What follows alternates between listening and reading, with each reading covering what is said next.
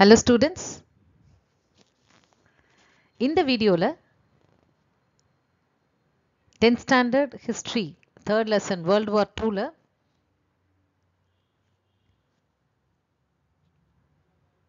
course of the war ல first part வந்து நம்ம போன வீடியோல பார்த்தோம். இது part 3 வீடியோ. ஸோ இதில் இந்த course of the war ஓட continuation இந்த வீடியோல ஃபுல்லாக பார்க்க போகிறோம்.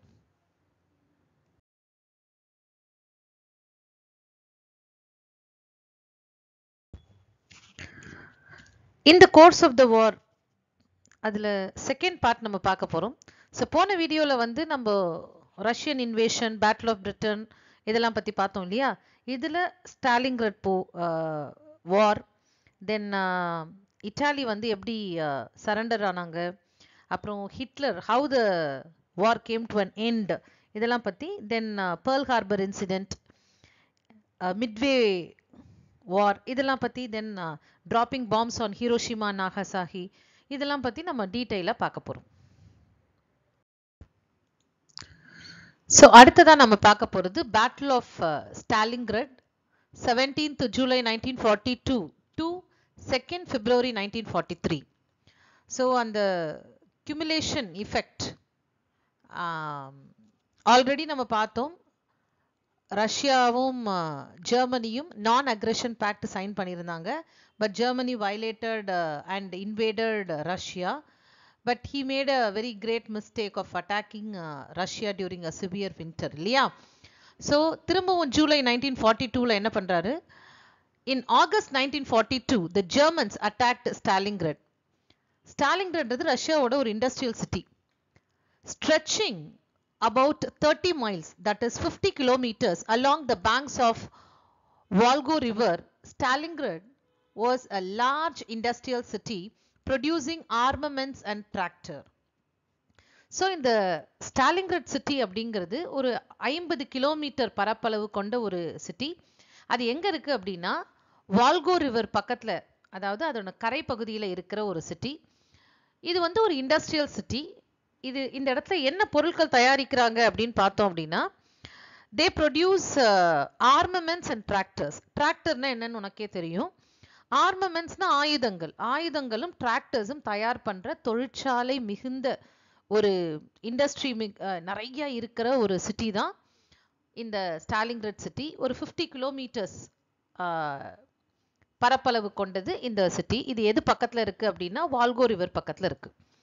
So capturing the city would cut the Soviet transport link with the southern Russia, and Stalingrad would then enable the invading Germans to have access to the oil fields of the Caucasus. எதுக்காக இந்த Stalingrad city வேணும் அப்படின்ட்டு Hitler நினைக்கிறார் அப்படின்னு பார்த்தோன்னா, ரெண்டு விஷயத்துக்காக இந்த ஸ்டாலின்கிராட் சிட்டியை கேப்சர் பண்ணார். ஒன்று வந்து மொத்தமாக அந்த சோவியத் சதர்ன் பார்ட் ஆஃப் ரஷ்யாவை வந்து மற்ற பகுதியிலிருந்து கட் பண்ணணும் அப்படின்ட்டு. Because only through the Stalingrad city the people can reach southern Russia. So capturing the city would cut the Soviet transport link with the southern Russia. So southern ரஷ்யாவை reach பண்ணுறதுக்கான transport they use only via Stalingrad. So இப்போ அதை தடுத்துடலாம். ரெண்டாவது விஷயம், if they wanted to invade Caucasus oil fields they can go only through that Stalingrad city. அதாவது Hitler வந்து அந்த காக்கசஸ் ஆயில் ஃபீல்டை கேப்சர் பண்ணணும்னு இருக்காரு. பிகாஸ் அவரோட நோக்கம் நம்ம ஏற்கனவே 1941 அட்டாக்லேயே பார்த்தோம். ஸோ அங்கே இருக்கிற நேச்சுரல் ரிசோர்ஸஸ் அவர் எப்படியாவது கேப்சர் பண்ணணும்னு நினச்சார். அதுவும் ரஷ்யாவில் ஆயில் வெல்ஸ் நிறையா இருக்குது. ஸோ அதை வந்து அவர் கேப்சர் பண்ணணும்னு நினச்சார். அதில் ஒரு ஆயில் ஃபீல்ட் தான் காக்கசஸ். ஸோ இந்த காக்கசஸ் ஆயில் ஃபீல்டுக்கு போகிறதுக்கான வழியும் இந்த ஸ்டாலின்கிராட் தான். ஸோ அப்போ அந்த ஸ்டாலின்கிராட் சிட்டியை நம்ம கேப்சர் பண்ணிட்டோம்னா ரெண்டு விஷயம் நடக்கும். சதர்ன் ரஷ்யாவுக்கு போகிற டிரான்ஸ்போர்ட்டை கட் பண்ணலாம், நம்ம ஈஸியாக காக்கசஸ் ஆயில் ஃபீல்டுக்கு போகலாம் அப்படின்னு நினச்சார். So in addition, seizing the city that bore the name of Soviet leader Stalin would serve as a great personal and propaganda victory for Hitler. So இன்னொரு விஷயம் என்ன அப்படின்னா, அந்த ஸ்டாலின்கிராட் அப்படின்ற ஒரு சிட்டியோட பெயர்லேயே ஸ்டாலின் அப்படின்ற ஒரு வார்த்தை இருக்கிறதுனால, ஸோ அந்த ஸ்டாலின்கிராடை கேப்சர் பண்ணால் சோவியத் யூனியன், அந்த சோவியத் ரஷ்யாவோட லீடராக இருக்கிற ஸ்டாலினையே கேப்சர் பண்ண மாதிரி அவருக்கு. ஸோ இது வந்து ஒரு கிரேட் பர்சனல் விக்டரியா அவர் கருதுவார் அப்படின்னு நினைச்சார். அதாவது so it becomes is personal, ஒரு தனிப்பட்ட ஒரு விக்டரியாவும் அவரோட பிரச்சாரத்துக்கு, அதாவது ப்ராபகண்டா விக்டரியாவும் இதை நினைச்சுக்கலாம் ஹிட்லர். ஸோ அந்த ஸ்டாலின் அப்படின்ற, ஏன்னா Stalin was a leader of Russia at that time. when the second world war was broke out, Russia ஓட லீடர் யாருன்னு பார்த்தோம்னா ஸ்டாலின். ஸோ அடுத்தது German war planners hope to achieve that end with the fall blue, that is operation blue. so இந்த German war planners இதை எப்படி plan பண்ணாங்க இந்த attack அப்படின்னு பார்த்தோம்னா, they had a operation blue அப்படின்ற ஒரு திட்டமிடல், அதாவது they planned everything. Fall blue அப்படின்னு சொல்லுவாங்க ஜெர்மன் லாங்குவேஜில். அதாவது ஆப்ரேஷன் ப்ளூ அப்படின்ற ஒரு ப்ரோக்ராம் மூலமாக, அதாவது ஒரு பிளான் பண்ணி அவங்க என்ன பண்ணாங்க, ஸ்டாலின்கிராட் அட்டாக் பண்ணி they capture it. On June 28, 1942, the operation began with a significant German victories. So இந்த மாதிரி அட்டாக் பண்ணி June 28, 1942ல they had a significant German victories. so நிறைய இடத்துல வந்து ஜெர்மனியோட விக்டரியை பார்த்துக்கிட்டே இருக்கலாம். அதாவது ஜெர்மனோட force they won at many places, okay, through this operation blue. so இந்த அட்டாக்னால Russian people suffered not only from bad working and living conditions but also from ill treatment at German hands in the occupied area. so Germany நிறைய places ரஷ்யால occupy பண்ணிட்டாங்க. so all the Russian people who were in the hands of the Germans were suffered a lot. so அவங்களுக்கு வந்து நல்ல ஒரு working living conditions இல்லாம ரொம்ப கஷ்டப்பட்டாங்க அந்த மக்கள், Russian people. and there were about 15 million civilian death during the war. கிட்டத்தட்ட ஒரு 15 மில்லியன் மக்கள், காமன் பீப்புள் இந்த சண்டையில் இறந்துட்டாங்க. and 10 million members of armed forces were killed. 10 million soldiers they were killed in this war ரஷ்யால. so common people ஒரு 15 million இறந்து போயிட்டாங்க and 10 million soldiers இறந்து போயிட்டாங்க. so altogether 1/10 of Russia's population died. அதாவது 10ல ஒரு பகுதி மக்கள் என்ன பண்ணிட்டாங்க, இறந்து போயிட்டாங்க ரஷ்யால இந்த வார்ல. yet the people remained loyal to the government despite Hitler's hopes of an anti-Stalin revolution. ஆனா மக்கள் வந்து இந்த ஒரு சண்டையை வந்து ரொம்ப காமா அக்செப்ட் பண்ணிக்கிட்டாங்க. they remained very loyal to the government. லாயல்னா என்ன, they remain so loyal, அதாவது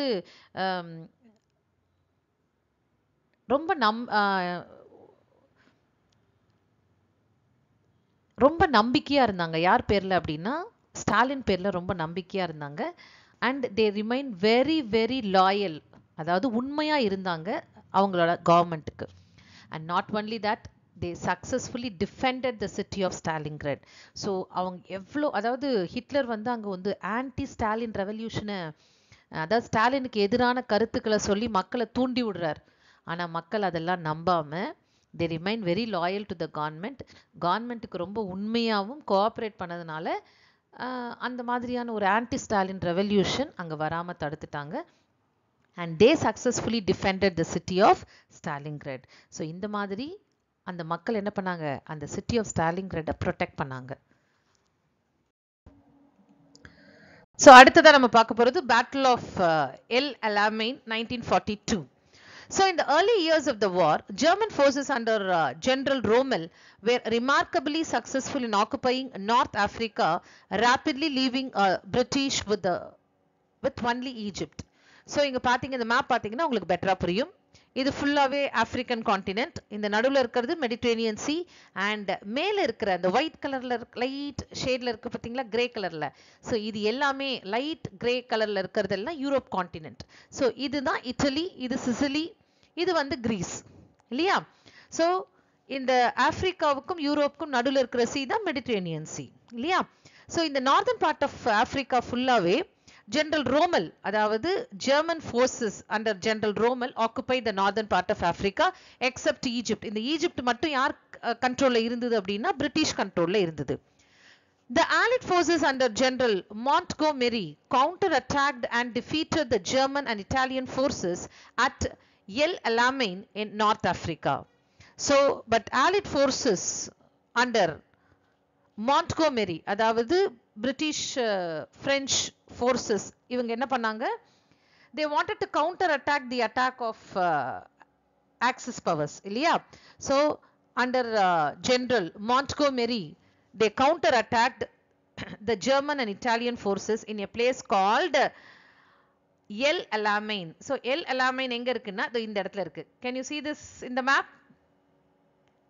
இந்த ரவுண்ட் போட்டிருக்கேன் பார்த்தீங்களா? இந்த இடத்துல இருக்கு. So, this region belongs to Allied, இல்லையா? So, all German army was chased across the desert out of North Africa. So, இங்கேருந்து எல்லாரும் என்ன பண்ணாங்க? துரத்தி அனுப்பிட்டாங்க. எங்க துரத்தி அனுப்பிட்டாங்க? நார்த் ஆஃப் ஆப்பிரிக்காவிலேருந்து அந்த ஜெர்மனி அண்ட் பிரெஞ்சு ஃபோர்ஸஸை துரத்தி அனுப்பிட்டாங்க. And this provided the base for the Allied forces to invade Italy. So, இந்த இடம் ஃபுல்லா இப்போ யார் ஆக்குபை பண்ணிக்கிட்டாங்க? Allied forces ஆக்குபை பண்ணிட்டாங்க. ஸோ இங்கேருந்து இட்டாலியை அட்டாக் பண்றது ரொம்ப ஈஸியா இருக்கும். ஸோ இதை ஒரு இட்டாலி அட்டாக் பண்றதுக்கு ஒரு பேஸா இந்த நார்தர்ன் பார்ட் ஆஃப் ஆப்பிரிக்காவை எடுத்துக்கிட்டாங்க. ஸோ முதல்ல இதை ஆக்குபை பண்ணது யாரு? ஜெர்மனி. அந்த ஜெர்மனி கிட்டேருந்து திரும்பவும் ஆலிட் என்ன பண்ணாங்க? இதை ஆக்குபை பண்ணிக்கிட்டாங்க. ஸோ அடுத்தது நம்ம பார்க்க போறது சரண்டர் ஆஃப் இட்டாலி இன் 1943. அதாவது after the battle of El Alamein பேட்டிலுக்கு அப்புறம் என்னாச்சு? நார்தர்ன் பார்ட் ஆஃப் இட்டாலி ஃபுல்லா வந்து ஆலிஸ் கண்ட்ரோல்ல வந்தாச்சு, இல்லையா? So Mussolini has been thrown out and the new government of Italy surrendered to the Allies in 1943. So இது கூட உங்களுக்கு ஒன் வேர்ட்ல கேட்பான், இட்டாலி எந்த இயர்ல சரண்டர் ஆச்சு அப்படின்ட்டு. ஆலிஸ் கிட்ட 1943ல சரண்டர் ஆச்சு. ஸோ முசோலினியோட கவர்மெண்ட் வந்து மக்களோட புரட்சினால என்ன பண்ணாங்க? தூக்கி எறியப்பட்டது. அதுக்கப்புறம் அந்த இடத்துல ஒரு புதிய அரசாங்கம் உருவாக்கப்பட்டது. So the Italy surrender to the Alice இன் 1943. தோத்து போய் ஆலிஸ் கிட்ட சரண்டர் ஆயாச்சு. Then, however, Germans set Mussolini up in a puppet regime in the north. So, Germans ஆனா ஹிட்லர் வந்து முசோலினி அப்படியே விட முடியாது, இல்லையா? Because they are in alliance, right? So, அதனால northern part of இட்டாலியில ஒரு பப்பட் கவர்மெண்ட்டை யாருக்கு ஃபார்ம் பண்ணி? முசோலினிக்கு ஃபார்ம் பண்ணி அதை கொண்டு வந்து அதில் அந்த பப்பட் கவர்மெண்ட்டுக்கு முசோலினியை கொண்டு வந்து தலைவரா வச்சாச்சு. So German set up puppet regime in the north under the leadership of Mussolini. Puppet government என்ன? ஒரு பொம்மை ஆட்சி மாதிரி, சும்மா ஒரு namesake. And Mussolini was killed in April 1945 by Italian partisans. அதாவது ஏப்ரல் 1945ல இத்தாலியில் நடந்த ஒரு மிகப்பெரிய ஒரு கிளர்ச்சியில அவரோட மக்களாலேயே அவர் வந்து என்ன பண்ணாரு? கொல்லப்பட்டார். So Italy surrender in 1943 and 1945ல முசோலினி என்ன பண்ணிட்டாங்க? கொன்னுட்டாங்க. அடுத்ததா நம்ம பார்க்க போறது end of Hitler. The Allied forces under the command of General Eisenhower invaded Normandy in France. Because நம்ம ஏற்கனவே பார்த்திருக்கோம், Germany occupied many parts of France, இல்லையா? So the Allied forces என்ன பண்ணாங்க? They had a plan. அதாவது ஜெர்மனியை எப்படி attack பண்றது அப்படின்ட்டு. ஸோ நார்மண்டி அப்படிங்கிறது பிரான்ஸ்ல இருக்கிற ஒரு இடத்தோட பேரு. ஸோ அந்த இடத்துல வந்து ஃபர்ஸ்ட் நம்ம அங்க இருக்கிற ஜெர்மன் ஃபோர்ஸஸை ஃபர்ஸ்ட் நம்ம வந்து என்ன பண்ணிடணும்? துரத்திடணும் அப்படின்ட்டு பிளான் பண்ணாங்க. So Allied forces under the command of General Eisenhower, they decided to invade Normandy in France. Slowly the German army was forced back. So German forces அப்படியே என்ன பண்றாங்க? பின்வாங்கி பின்னாடி போய்கிட்டே இருக்காங்க அந்த பிரான்ஸ்ல இருந்து. But the Germans fought back and the war continued for nearly another year and finally ended in May 1945. So 1944ல தொடங்கிய இந்த வார் வந்து 1 இயர்க்கு கண்டினியூ ஆச்சு. அதாவது ஜெர்மனிக்கும் Allied forcesக்கும் பிரான்ஸ்ல சண்டை நடக்குது, ரைட்டா? So இந்த war continued for 1 year. Finally it ended in May 1945. April 1945ல Hitler committed suicide. So Hitler வந்து suicide commit பண்ணதுனால தான் May 1945ல the war came to an end. So Hitler committed suicide in April 1945. So this you may get in one word. So from 1944, the Russian army began to attack Germany from the east and captured much of the eastern Europe and Poland. So ஒரு side வந்து Allied forces வந்து ஜெர்மனியை வந்து வெஸ்ட்ல இருந்து attack பண்ணிட்டு இருக்காங்க. And இன்னொரு side பார்த்தோம் அப்படின்னா 1944ல இருந்து ஜெர்மனியை ஈஸ்ட் சைட்ல இருந்து அட்டாக் பண்ணிட்டு இருக்காங்க Russian forces. So Russian forces ஈஸ்ட்ல இருந்து அட்டாக் பண்ணி they captured many part of eastern part of Europe and Poland. இது எல்லாத்தையும் ரஷ்யா கேப்சர் பண்ணியாச்சு. So in 1945 they occupied the parts of Berlin so that Germany was divided into two sections after the war. So 1945 la they entered into Allied forces and Russian forces entered into Germany. So எல்லா சைடுல இருந்து attack பண்ணதுனால Hitler என்ன பண்ணாரு, he committed suicide in April 1945 இல்லையா. So இந்த விஷயம் தெரிஞ்ச உடனே எல்லா சைட்லேருந்தும் ஜெர்மனி அட்டாக் பண்ணுறாங்க அப்படின்ற ஒரு விஷயம் தெரிஞ்ச உடனே he committed suicide. And not only that, அவங்க என்ன பண்ணாங்க, Allied forces they occupied Berlin and Berlin was divided into two after the end of the war. So இந்த சண்டை முடிஞ்ச உடனே பெர்லின் என்ன பண்ணாங்க, ரெண்டா டிவைட் பண்ணிட்டாங்க, east Berlin and west Berlin அப்படின்னு. ஸோ பக்கத்தில் இருக்கிற நியூஸ் பேப்பர் பாருங்க, இது வந்து அப்போ வந்து நியூஸ் பேப்பர், அதாவது Hitler when he committed suicide அப்போ வந்து நியூஸ் பேப்பர் கிளிப்பிங் தான் இது.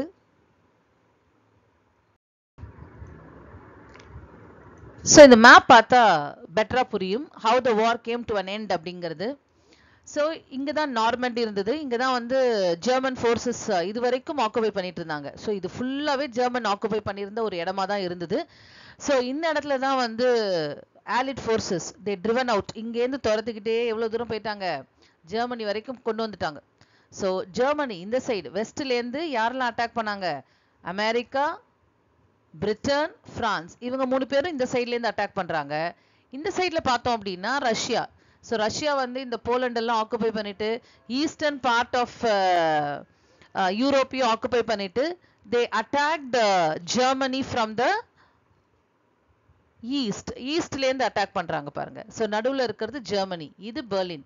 So at the after when Hitler came to know that Allied forces attacking Germany on either sides, he committed suicide இல்லையா. So May 1945 the war came to an end. So April 1945 he committed suicide. May 1945 the war came to an end and Berlin was divided into two, East Berlin and West Berlin. So இந்த சைட்லேருந்து Allied forces Britain, America and France attack பண்ணாங்க. இந்த சைட்லேருந்து ஈஸ்ட்லேருந்து யார் attack பண்ணாங்க, Russia attack பண்ணாங்க. So இந்த map பார்த்தா உங்களுக்கு பெட்டரா புரியும். ஸோ நெக்ஸ்ட் நம்ம பார்க்க போகிறது வார் இன் த ஏஷியா பசிபிக் ரீஜன். அதாவது இந்த ஜப்பானை சுற்றி இருக்கிற ஏரியாவை தான் நம்ம ஏஷியா பசிபிக் ரீஜன் அப்படின்னு சொல்லுவோம். So Japan had entered visions of glorious empire very much on the same line as Hitler.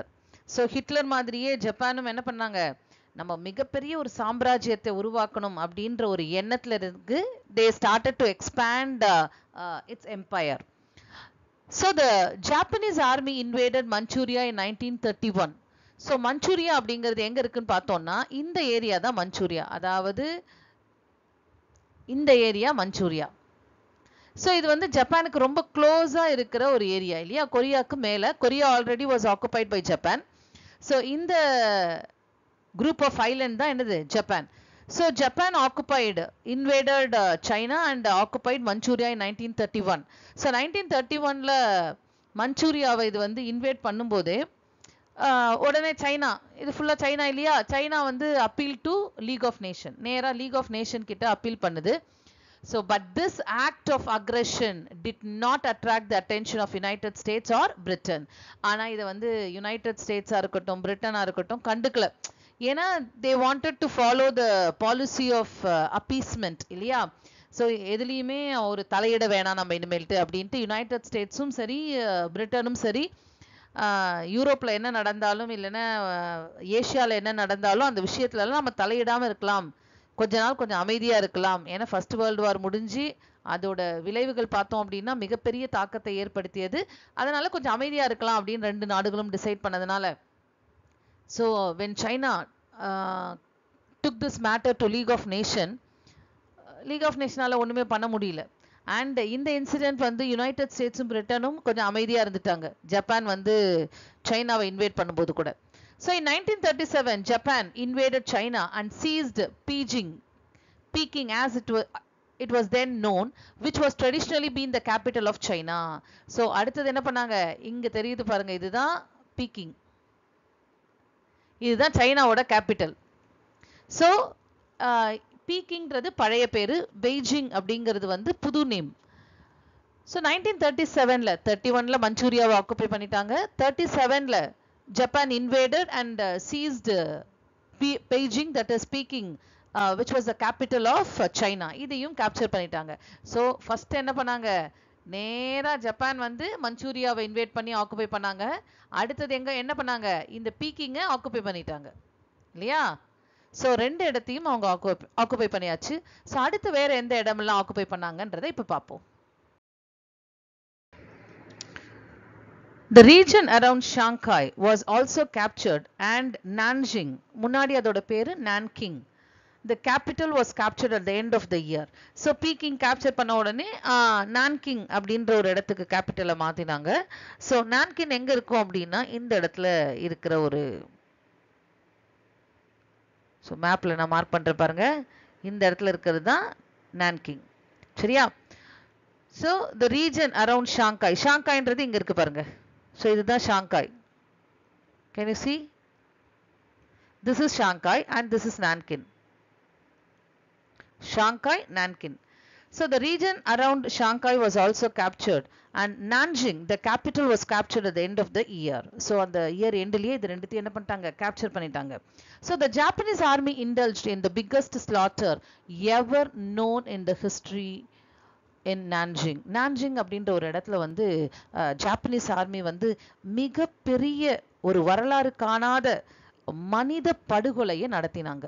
Biggest slaughter, அதாவது நிறைய சிவிலியன்ஸ் அங்க என்ன பண்ணிட்டாங்க, கொல்ல ஆரம்பிச்சாங்க. So civilians were killed in messes for sport and all females from children to old women were tortured and killed. So civilians were killed in messy for sport. En messy அப்படிங்கிறது என்ன அப்படின்னா, அதாவது ஒரு விளையாட்டுத்தனமா மொத்தமா அப்படியே அந்த பொதுமக்களை கொல்ல ஆரம்பிக்கிறாங்க. ஸோ மொத்தமா விளையாட்டுத்தனமா அப்படின்றதுக்காக தான் அந்த என் மெஸ்ஸி அப்படின்றதோட அர்த்தம் அதுதான். மொத்தமா அப்படியே என்ன பண்றாங்க, ஒரு விளையாட்டுத்தனமா கொல்ல ஆரம்பிக்கிறாங்க பொதுமக்களை. அதுவும் யாரெல்லாம், பெண்கள் உட்பட குழந்தைகள்லேருந்து வயசானவங்களை வரைக்கும் டார்ச்சர் பண்ணி என்ன பண்றாங்க, கொல்றாங்க. அண்ட் அடுத்ததா குவாங்சு அப்படிங்கிறது இதோட புது நேம், பழைய நேம் கேண்டன். எங்க இருக்கு அப்படின்னு பார்த்தோம்னா, இந்த மேப்ல பாத்தீங்க அப்படின்னா இந்த இடத்துல இருக்கிறது தான் கேண்டன். ஒரு ரவுண்ட் பண்ணி காமிச்சா உங்களுக்கு பெட்டரா புரியும். இதுதான் Canton. So this is Canton. So in the Canton, Guangzhou and many other parts of China were overrun. So இங்க முடிச்சிட்ட உடனே என்ன பண்ணாங்க, நேரா இங்க வந்து இந்த கேண்டன்லயும் என்ன பண்ணாங்க, எல்லாத்தையும் சூறையாட ஆரம்பிச்சாங்க. So the Chinese army under Chiang Kai-shek retreated to the west to the hilly country from where they continued to fight the Japanese. So என்ன பண்ணாங்க, Chiang Kai-shek was the ruler of China at that time. அவர் என்ன பண்ணாரு, அப்படியே வெஸ்ட்டுக்கு போயிட்டு மலை பிரதேசங்கள்ல ஒளிஞ்சு இருந்துட்டு அங்க இருந்து என்ன பண்ணாரு, அந்த ஜாப்பனீஸ் ஆர்மியை வந்து டேக்கிள் பண்ண ஆரம்பிச்சாங்க. Because they cannot face them directly. So அவங்களால நேரடியாக அவங்கள ஃபேஸ் பண்ண முடியல அப்படின்றதுனால மலை பிரதேசங்களுக்கு வெஸ்ட்டில் இருக்கிற மலை பிரதேசங்களில் போயிட்டு அங்கேருந்து என்ன பண்ணாங்க, போராட ஆரம்பிச்சாங்க.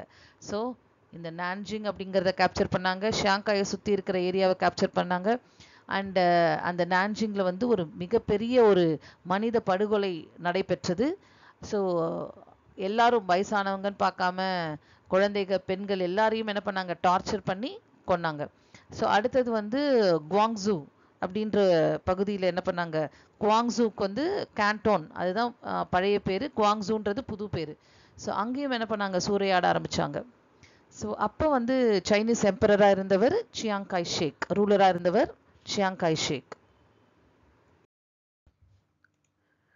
Next very important topic which we are going to learn, it's about Pearl Harbor incident. இது வந்து உங்களுக்கு ஒரு 2 mark questionாவும் புக் பேக்ல இருக்கு. Pearl Harbor 1941. In December 1941, Japan attacked American naval installations in Pearl Harbor, Hawaii without warning. So, December 1941ல Japan என்ன பண்ணுது அப்படின்னா, ஸோ எங்க இருக்கு ஜப்பான்? இந்த இடத்துல இருக்கிறது ஜப்பான் இல்லையா? மேப்ல கீழே பாருங்க, உங்களுக்கு புரியும். ஸோ இங்க இருக்கிறது யூஎஸ். இந்த யூஎஸோட ஐலண்ட் குரூப்ல இருக்கிறது தான் இந்த ஹவாய் ஐலண்ட். ஹவாய் ஐலண்ட்ஸ் அப்படிங்கிறது நிறைய குட்டி குட்டி நிறைய தீவுகள் அங்க இருக்கும். அதுல இம்பார்ட்டன்ட் ஹார்பர் எது அப்படின்னு பார்த்தோம்னா பேர்ல் ஹார்பர். ஸோ இந்த பேர்ல் ஹார்பர் இந்த இடத்துல இருக்கு, மேப்ல பாருங்க. So this Pearl Harbor and Hawaii belongs to US. சரியா? So they had a very strong naval force in the Pacific Ocean. So ஜப்பானுக்கும் யூஎஸ்க்கும் நடுவில் இருக்கிறது இந்த பசிபிக் ஓஷன் தான். இந்த பசிபிக் ஓஷன்ல ஸ்ட்ராங் நேவல் ஃபோர்ஸை யூஎஸ் வச்சுட்டு இருந்தது. So in December 1941, Japan attacked American naval installations in Pearl Harbor. So Japan வந்து எந்தவித ஒரு முன் அறிவிப்பும் சொல்லாம என்ன பண்ணாங்க? They dropped bombs on Pearl Harbor. They destroyed the naval installations. அதாவது அமெரிக்காவோட கப்பல் படையை ஃபுல்லா, அந்த கப்பல் படையில நிறைய ஆயுதங்கள்லாம் இருக்கும் இல்லையா, அதெல்லாம் சேர்த்து எல்லாத்தையும் என்ன பண்ணாங்க? அழிச்சிட்டாங்க Japan. So this idea was to cripple America's Pacific fleet so that Japan would not face any opposition in its offensive against Southeast Asian countries. So இந்த ஜப்பான் வந்து எதனால வந்து இந்த பேர்ல் ஹார்பர்ல ஒரு தே டிராப்ட் பாம்ஸ் அப்படின்னா அதுக்கு வந்து ஒரு ரீசன் சொல்றாங்க ஜப்பான். என்ன ரீசன் அப்படின்னா, the idea was to cripple America's Pacific fleet. அதாவது அமெரிக்காவோட கப்பற்படை இந்த பசிபிக் ஓஷன்ல ஸ்ட்ராங்கா இருக்கிறதுனால அதை முறியடிக்கிறதுக்காக. எதுக்காக ஜப்பான் அதை முறியடிக்கணும் அப்படின்னா, Japan would not face any opposition in its offensive against Southeast Asian countries. அதாவது ஜப்பான் இப்போ வந்து it embarked on a carrier of aggression இல்லையா? So it keep on occupying many Southeast Asian countries. அந்த மாதிரி Southeast Asian countries Japan occupy பண்ணிட்டு இருக்கும் பொழுது அமெரிக்காவுக்கிட்ட இருந்து எந்தவித எதிர்ப்பும் அவருக்கு ஜப்பானுக்கு வரக்கூடாது இல்லையா? ஸோ அப்போ என்ன பண்ணணும்? ஜப்பானோட அந்த நேவல் ஃபோர்ஸை முடக்கிடணும், டெஸ்ட்ராய் பண்ணிடணும். ஸோ அதை அழிச்சிட்டோம் அப்படின்னா கண்டிப்பா அமெரிக்கா வந்து கொஞ்சம் செட்பேக் இருக்கும். ஸோ அந்த சமயத்தை நம்ம என்ன பண்ணலாம்? we can make use of that opportunity to occupy many South East Asian countries அப்படின்ற ஒரு ஐடியால தான் Japan it dropped bombs on Pearl Harbor on December 1941. இதுதான் அதோட மெயின் இன்டென்ஷன். ஸோ அதாவது அமெரிக்கா வந்து நம்ம வந்து South East Asian countries occupy பண்ணும் பொழுது அமெரிக்கா தலையிடாம இருக்கணும் அப்படின்றதுக்காக. So many battleships and numerous fighter planes were destroyed. So இந்த மாதிரி when it dropped bombs on Pearl Harbor, so Pearl Harbor இந்த இடத்துல இருக்கு பாருங்க. இந்த பேர்ல் ஹார்பர்ல when ஜப்பான் dropped bombs எதெல்லாம் டிஸ்ட்ராய் ஆச்சு அப்படின்னா, நிறைய போர்க்கப்பல் battleships and numerous fighter planes, அதாவது போர் விமானங்கள் எல்லாமே அங்க வந்து ஆலிஸ்க்கு சப்ளை பண்றதுக்காக வச்சிருந்தாங்க. அதை எல்லாத்தையுமே ஜப்பான் டெஸ்ட்ராய் பண்ணிடுச்சு. So the United States declared war on Japan with Britain and China also joining in. So immediately in the incident க்கு அப்புறம், அதாவது very next day, American president declared war on Japan. So இப்போ வந்து இந்த சண்டேல வந்து Britain and China also join because both were against Japan இல்லையா? China waiting for an opportunity இல்லையா? ஏற்கனவே சைனா வந்து லீக் ஆஃப் நேஷன்ல போய் நிறைய வாட்டி கம்ப்ளைண்ட் பண்ணிருக்கு. when Japan occupied Manchuria in 1931, when China took this matter to League of Nation, okay, League of Nation was a silent observer இல்லையா? அதனால ஒண்ணுமே பண்ண முடியல. It was a silent spectator. So China wanted to make use of this opportunity. So அதனால என்ன பண்ணாங்க? இப்போ சைனாவும் யாரோட ஜாயின் பண்ணிட்டாங்க? யூஎஸ்ஏவோட ஜாயின் பண்ணியாச்சு.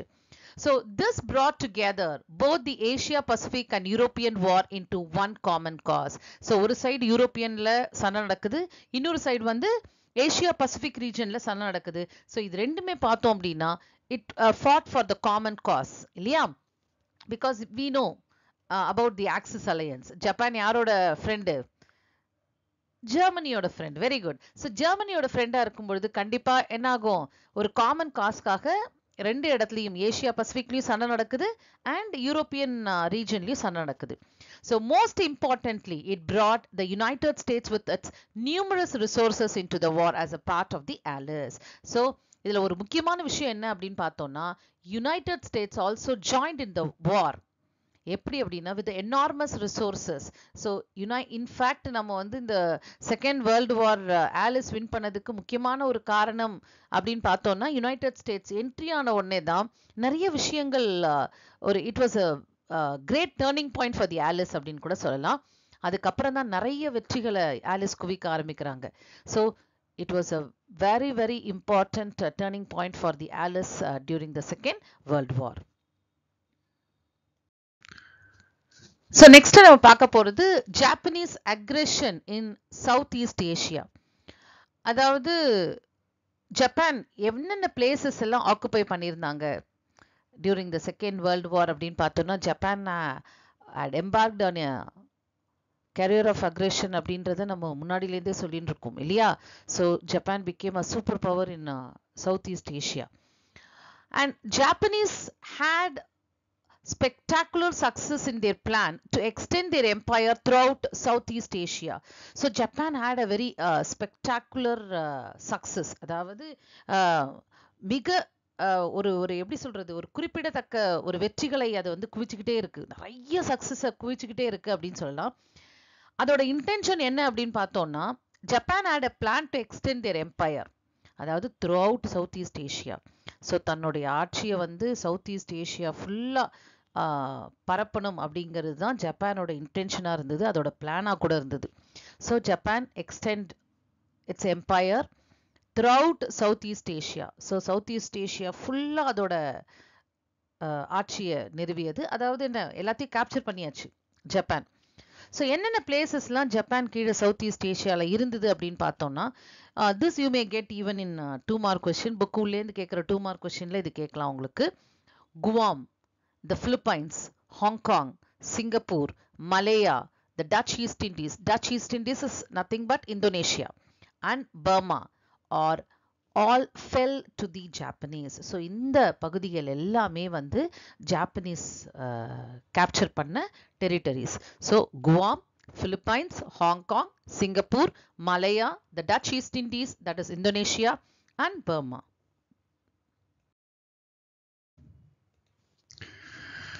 நெக்ஸ்ட் நம்ம பார்க்க போறது battle of Midway and battle of Guadalcanal. So இந்த ரெண்டு பேட்டிலுமே எந்த இயர் நடந்தது அப்படின்னு பார்த்தோம் அப்படின்னா 1942 battle of Midway and battle of Guadalcanal. So இது வந்து உங்களுக்கு ஒன் வேர்டில் கேட்கலாம், எந்த இயர் நடந்தது இந்த பேட்டில் கேட்கலாம். So are the importance of this battle என்ன அப்படின்றதையும் கூட ஒன் வேர்டில் சூஸ் ஆர் ஃபில்லப்பில் உங்களுக்கு கேட்கலாம். The US Navy defeated the Japanese Navy in the Battle of Midway, which turned the tide in favor of the Allies. So இவ்வளோ நாள் வந்து அதாவது before the entry of America into the war எல்லாமே சாதகமாக யாருக்கு இருந்ததுன்னா ஆக்சிஸ் பவர்ஸ்க்கு தான் இருந்தது. But after the entry of USA into the war, no, I told you already that this was a great turning point for the Allies.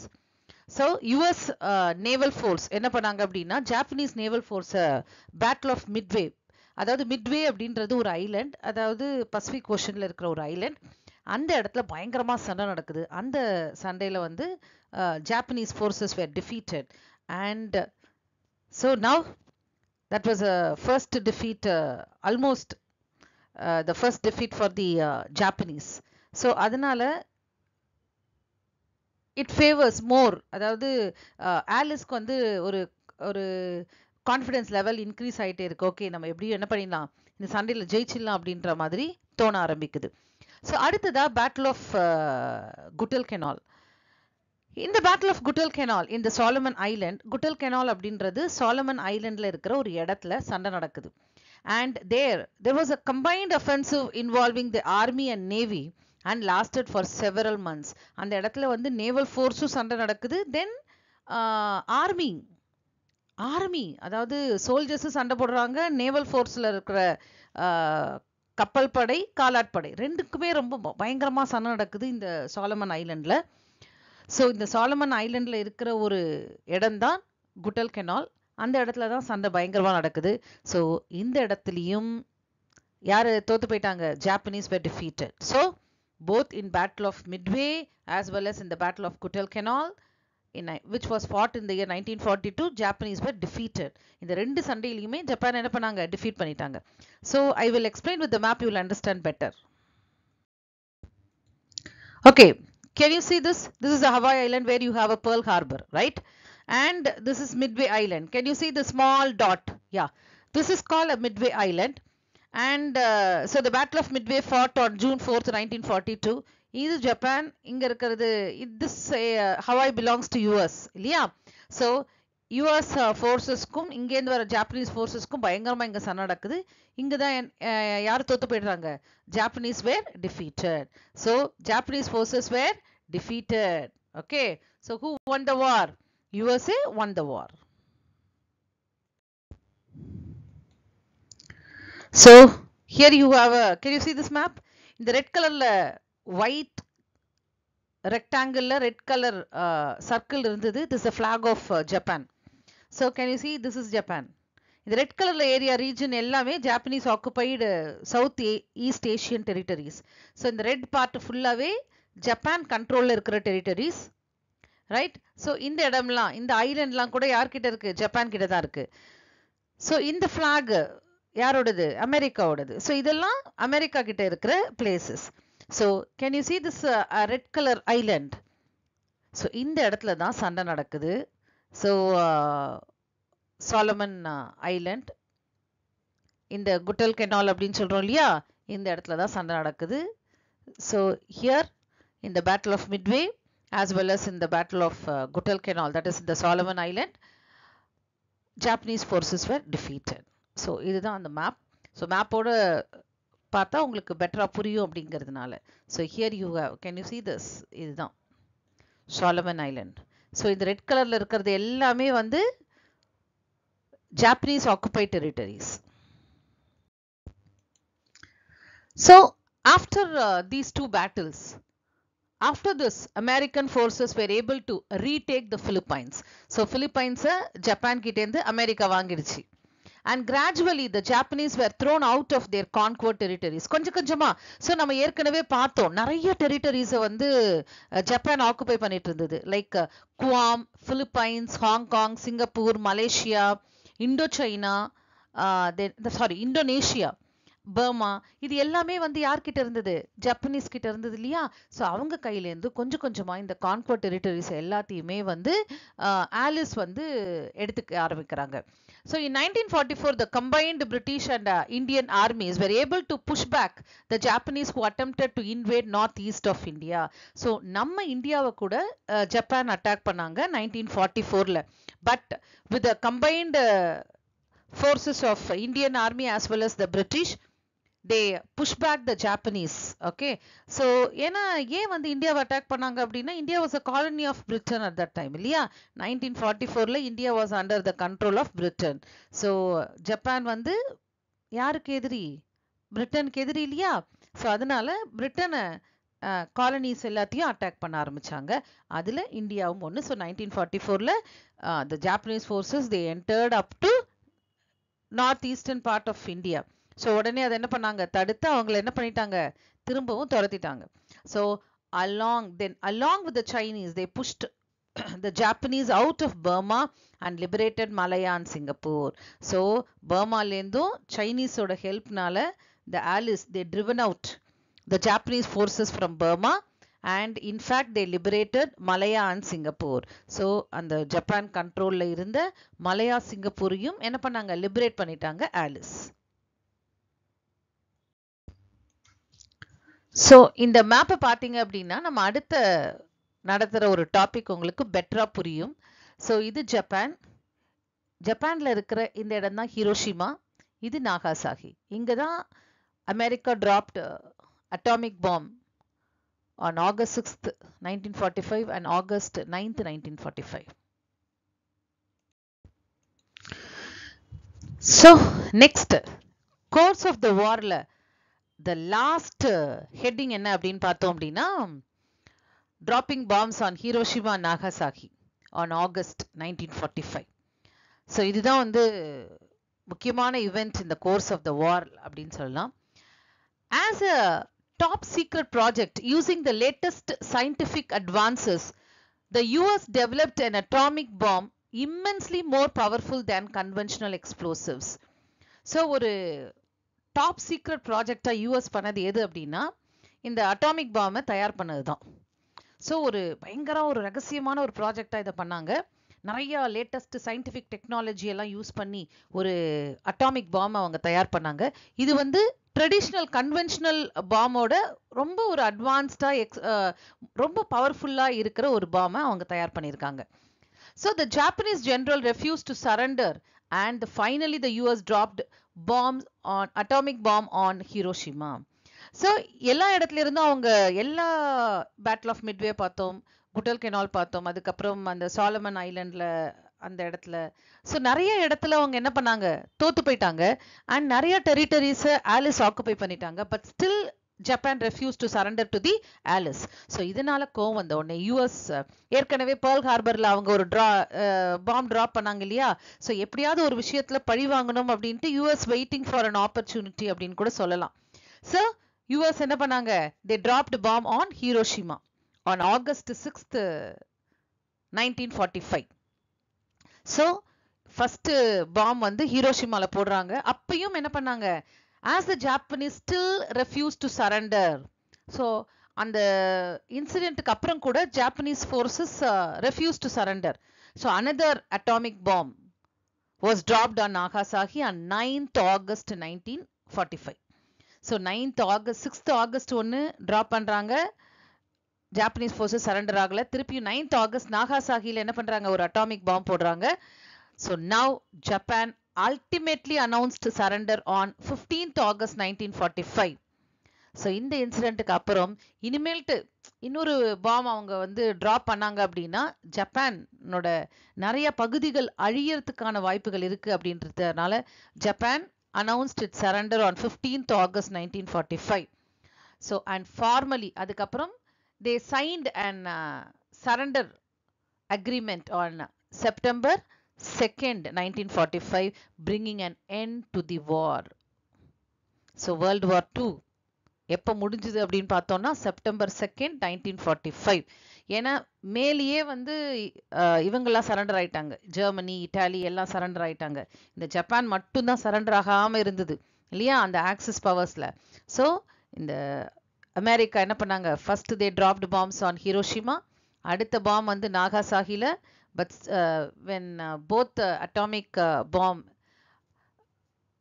created a lot of loss of life and property, so Japan ultimately announced the surrender on 15th August 1945 and agreement was formally signed on 2nd September 1945. So இது முடிய இந்த வீடியோல நம்ம full course of the war பார்த்தோம் இல்லையா. So எப்படி immediate cos என்ன, அது எப்படி என்ன மாதிரி எந்தெந்த இடத்துல சண்டை நடந்தது, என்னென்ன பேட்டில்ஸோட நேம் எல்லாம் பார்த்தோம், ரைட். ஸோ ஜெர்மனி எப்படி சரண்டர் ஆச்சு, இட்டாலி எப்படி சரண்டர் ஆச்சு, ஃபைனலி ஜப்பான் எப்படி சரண்டர் ஆச்சு, so how Axis powers were defeated அப்படிங்கிறத நம்ம டீட்டெயிலாக பார்த்தோம். ஸோ நெக்ஸ்ட் வீடியோவில் நம்ம effects of the second world வாரை டீட்டெயிலாக பார்க்கலாம். Thank you students.